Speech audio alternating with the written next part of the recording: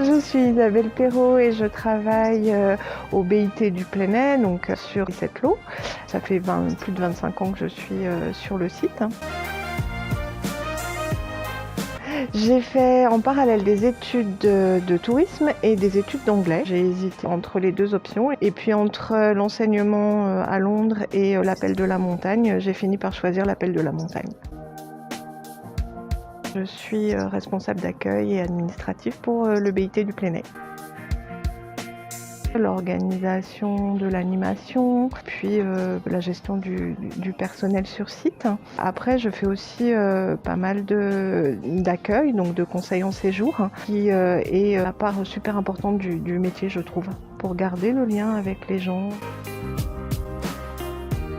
Pour le contact, avant tout. C'est un métier où on passe du temps avec les gens, on échange, ils sont dans la demande et nous on est à leur écoute et on essaye de les aider à organiser au mieux leur séjour en amont. Mais aussi une fois qu'ils sont sur site, toutes les personnes n'ont pas les mêmes attentes. Donc à nous de définir clairement ces attentes et ensuite de les aider à passer le meilleur séjour possible. L'inconvénient de la saison, enfin en tout cas du rythme saisonnier, même quand on travaille à l'année, c'est d'avoir des journées et des périodes de travail hyper chargées, que ce soit l'hiver ou l'été. Et puis du coup le pendant, l'avantage c'est d'avoir des périodes plus light et donc avec de la disponibilité hors saison.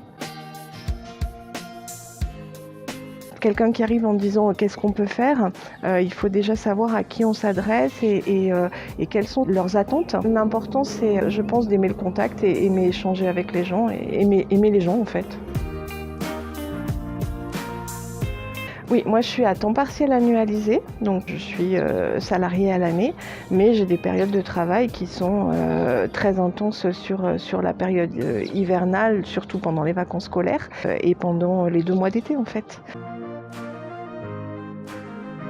C'est répondre au téléphone, c'est orienter les gens sur les animations. Après, ça dépend si c'est l'hiver ou si c'est l'été, mais l'été, on passe en temps normal beaucoup plus de temps avec les gens que l'hiver parce que l'explication des randos, définir les difficultés, proposer tout le panel d'activités, donc ça prend plus de temps, puis les gens ont plus le temps, ils sont moins dans le stress, moins dans le speed.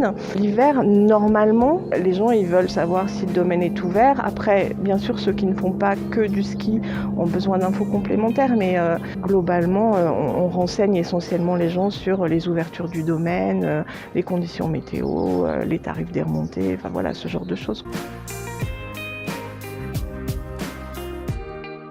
En amont, on organise les ouvertures de manière à avoir des journées plus longues, des heures de présence plus importantes sur les périodes d'affluence. Donc on réduit ces plages horaires hors période. On assure au quotidien en fonction de l'affluence.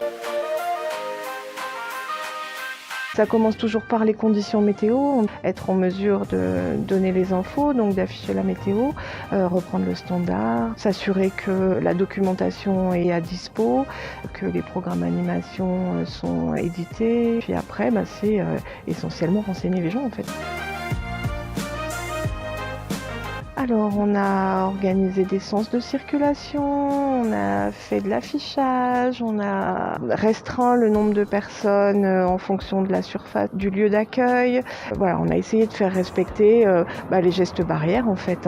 Donc la distanciation entre les personnes quand elles sont dans la file d'attente. Nous, on cohabite l'hiver avec l'ESF, donc c'est pareil, gérer les deux flux, faire en sorte que les gens ne se croisent pas, le gel hydro. Je pense à un monsieur un jour qui arrive à l'accueil, que j'avais déjà vu la veille, et qui me dit mais les gens sont bizarres ici. Alors je lui dis mais ah bon, vous avez eu une expérience avec quelqu'un pas très agréable? Il me dit ah non, c'est pas ça du tout. Ici les gens, vous les connaissez pas, vous les croisez, ils vous disent bonjour, ils vous sourient. Donc voilà, j'ai trouvé ça plutôt cocasse et plutôt sympathique de savoir qu'on était dans un pays où on accueillait les gens avec le sourire et que ce soit nous ou que ce soit les gens de la station, c'était plutôt une belle image en fait.